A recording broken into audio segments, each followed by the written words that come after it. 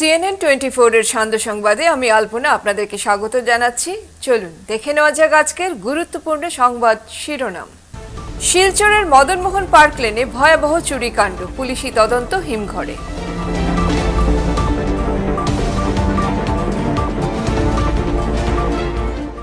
কুম্ভীরগাম বিমানবন্দর থেকে এয়ার ইন্ডিয়ার উড়ান বাতিলের সিদ্ধান্ত অবিলম্বে প্রত্যাহারের দাবি বিডিএফ এর। জালালপুর জিপির ৫ নম্বর ওয়ার্ড সদস্য পদে নির্দল প্রার্থী সিরাজ উদ্দিন বিপুল ভোটে জয়ী। শিলচর হালকাঘরের ইমাম মৌলানা একলিল আহমেদ খান প্রয়াত, শোক।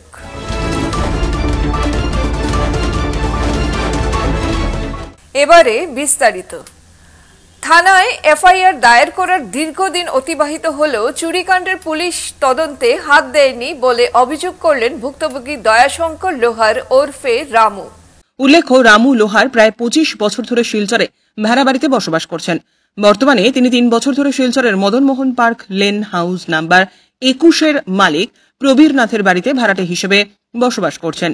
২টি শিশু কন্যা এবং স্ত্রীকে নিয়ে সুখেই বসবাস করছিলেন, কিন্তু হঠাৎ করেই ঘটে গেল অঘটন। বাসন্তী পুজো উপলক্ষে স্ত্রী কন্যাকে নিয়ে গিয়েছিলেন গ্রামের বাড়িতে আনিপুরে। পঞ্চায়েত ভোটের পরের দিন অর্থাৎ ৩রা মে শিলচরের ভাড়াবাড়িতে এসে দেখেন ঘরের দরজা ভাঙা, ঘরের ভেতরের জিনিসপত্র এলোমেলো, গোদরেজ আলমারি খোলা। এগুলি দেখেই মাথায় বাজ পড়ে রামুর। সঙ্গে সঙ্গে তিনি রাঙ্গিরখাড়ি আউটপোস্টে গিয়ে একটি এফআইআর দায়ের করেন। পুলিশ তাকে আশ্বস্ত করে বলে শীঘ্রই তারা তদন্ত শুরু করবেন, কিন্তু আজ পর্যন্ত পুলিশের কোনো খবরই নেই। এরই মধ্যে দুবার রাঙ্গিরখাড়ি আউটপোস্টে যোগাযোগ করে পুলিশকে অনুরোধ করেন যেন অতি শীঘ্রই তদন্ত শুরু করেন তারা। তিনি সংবাদ মাধ্যমে একথা উল্লেখ করে পুলিশ প্রশাসনের কাছে কাতর আবেদন জানান যাতে অতি শীঘ্র পুলিশ প্রশাসন চোরদের পাকড়াও করে বিহিত ব্যবস্থা নেয়। শিলচরে আমি থাকি প্রায় ২৪-২৫ বছর থেকে।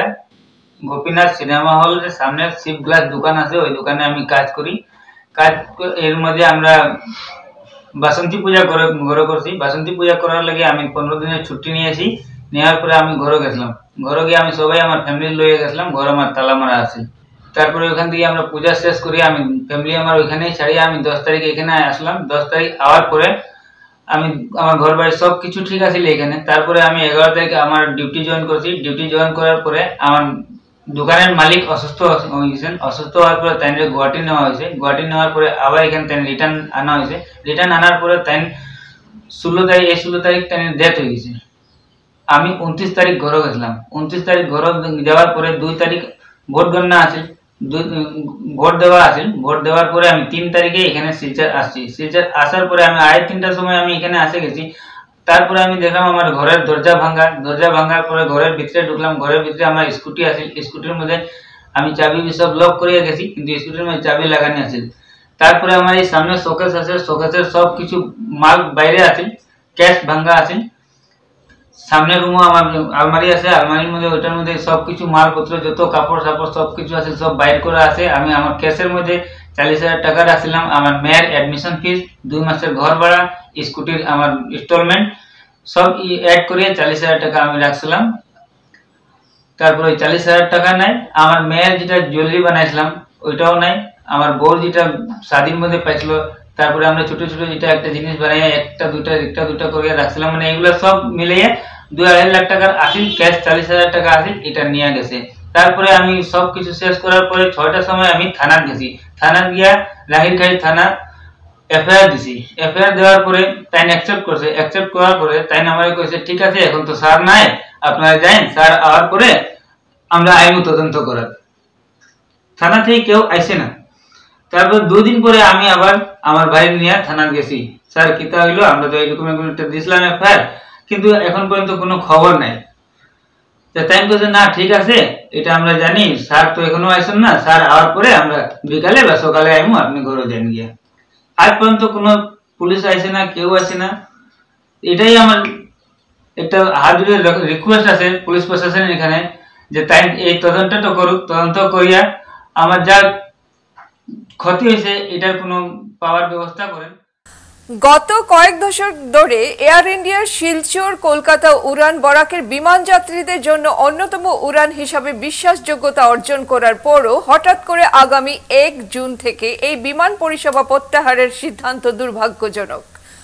অবিলম্বে এই সিদ্ধান্ত পুনর্বিবেচনা ও প্রত্যাহারের দাবি জানালো বরাক ডেমোক্রেটিক ফ্রন্ট। এক প্রেস বার্তায় বরাক ডেমোক্রেটিক ফ্রন্টের মিডিয়া সেলের আহ্বায়ক জয়দীপ ভট্টাচার্য এই প্রসঙ্গে বলেন যে এয়ার ইন্ডিয়ার এই বিমান পরিষেবার মাধ্যমে প্রায় 200 বিমান যাত্রী প্রতিদিন যাওয়া আসা করে থাকেন এবং বরাকের বিমান যাত্রীদের জন্য এটি অন্যতম নির্ভরযোগ্য একটি পরিষেবা হিসেবেই স্বীকৃত। অসুস্থ রোগী এমনকি মৃতদেহ আনা নেবার ক্ষেত্রেও এই পরিষেবা বরাকবাসীর একমাত্র উপায়। তাই হঠাৎ করে এই পরিষেবা বন্ধ হয়ে গেলে বরাকের বিমান যাত্রীদের প্রচুর অসুবিধা ভোগ করতে হবে।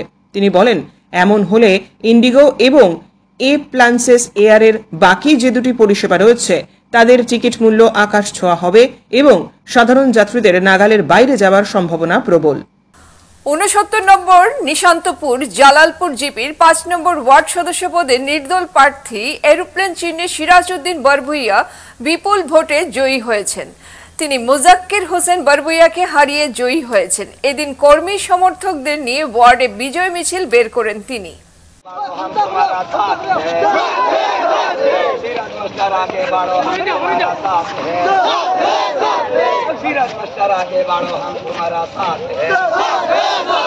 गरीबेर नेता जिंदाबाद, कृषकेर नेता जिंदाबाद, माँ बोनीरा जिंदाबाद, भाईजान जिंदाबाद, गरीबेर नेता जिंदाबाद, धीरज मास्टर आगे बढ़ो हम तुम्हारा साथ हैं, धीरज मास्टर आगे बढ़ो हम तुम्हारा साथ हैं। শিলচর চামড়াগুদাম এলাকার হালক্কায়ে ইব্রাহিমী নকশবন্দি মুজাদ্দিদি রামপুরি তথা হালকাগড়ের ইমাম মৌলানা একলিল আহমেদ খান শেষ নিঃশ্বাস ত্যাগ করেছেন। গতকাল রাতে 1:45 নিজ বাসভবনে মারা যান তিনি। মৃত্যুকালে প্রয়াত ইমাম একলিক আহমেদ খান কিছুদিন থেকে লিভারজনিত রোগে চিকিৎসাধীন ছিলেন। গতকাল রাতে হঠাৎ করে তার স্বাস্থ্যের অবনতি ঘটে এবং মারা যান তিনি। মৃত্যুকালে তিনি স্ত্রী, এক পুত্র ও এক কন্যা সহ অসংখ্য আত্মীয় স্বজন ও গুণমুগ্ধদের রেখে গেছেন। এদিন তার মৃত্যুর খবর ছড়িয়ে পড়তেই পরিচিতি মহলে শোকের আবহ তৈরি হয়। এদিন বিকেল 3টায় তার জানাজার নামাজ আদায় সম্পন্ন হয়।